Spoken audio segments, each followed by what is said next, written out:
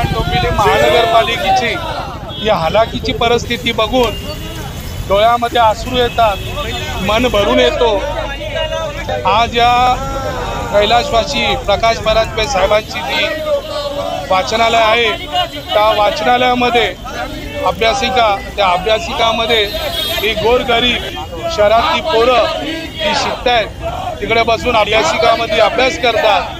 पण कल्याण डोंबिवली महानगरपालिकेला त्या गोष्टीचा गांभीर्य नाही। त्यांनी जो कट कारस्थान केला आहे, त्या कट कारस्थानाला मोडून काढण्याकरता शिवसेना उद्धव बाळासाहेब ठाकरे पक्षाच्या वतीने आम्ही सगळ्यांनी त्यांना निवेदन दिला होता।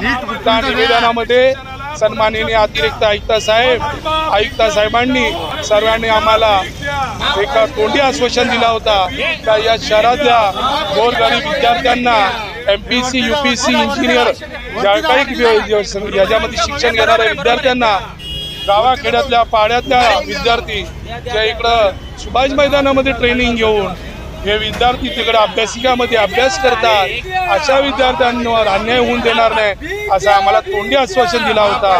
पण त्याचा पाठपुरावा सातत्याने आम्ही करत होतो, पण त्या पाठपुराव्याला आम्हाला काही यश आलं नाही। कारण ठेकेदाराच्या घशामध्ये घालून त्या अभ्यासिका त्याच्या मलिदा काढून त्या ठेकेदाराला श्रीमंत करायचं आहे असा त्यांचा हट्ट आहे।